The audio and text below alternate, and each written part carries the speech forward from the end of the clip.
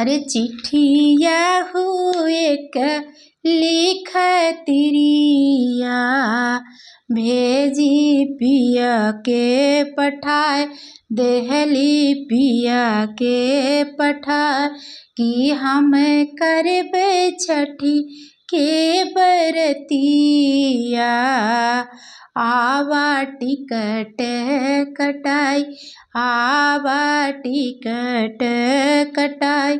ले ले अइहा लाली रंगे चुनरिया लाली चूड़िया लियाई लाली चूड़िया लियाई अरे दोनों जानी चलल जाई घटवा लिहा बहंगा उठाई अरे दोनों जनी चलल जाई घटवा लिहा बहंगा उठाई छठी मैया करी है कृपवा बदली किस्मत हमार की छठी मैया दई है आशीषवा बदली किस्मत हमार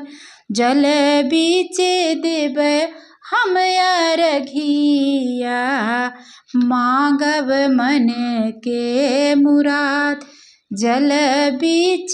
देबो हम अरघिया मांगब मन के मुराद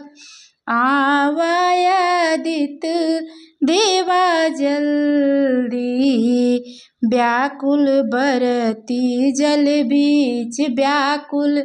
बरती जल बीच देता ना जल्दी दर्शनवा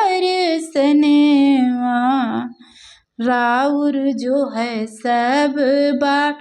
अरे देता नायादित जी दर्शनवा राउल जो है सब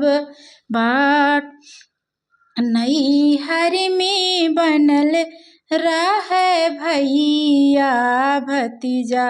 नैहर बाढ़ है हमार अरे नैहर में बनल रहे भैया भतीजा नैहर बाढ़ है हमार ससुरा में बनल रहे सजना भरल गोदी रहे हमार अरे ससुरे में बनल रहे सिंधूरा बनल रहे गोदिया के लाल छठी मैया के करे जे पूजनिया ओकर मन सा पुराय माई ओकर मन सा पुराय अरे पूजाय जे मैया तो है का देहु बझिन्यू के लाल अरे पूजाई जे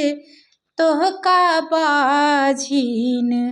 तो देहु जोड़े जोड़ा लाल अरे खाली हाथे केहू वो ना जाए माई के महिमाया पर माई के महिमाया पर सब करे दुखवा जे मेट लावे सुख के पहाड़ लावे सुख के पहाड़ अमर करे मांगी के सिंदूरवा पूजय मैया के जे द्वार अरे जे माई के महिमा के गावे अरे देई सुखवाया पार अरे पावे सुखवाया पार जे करे माई के पूजनिया भरे अन धन भंडार भरे अन धन भंडार। जय छठी मैया। हमारा गीत कैसा लगा प्यार से कमेंट करके बताओ।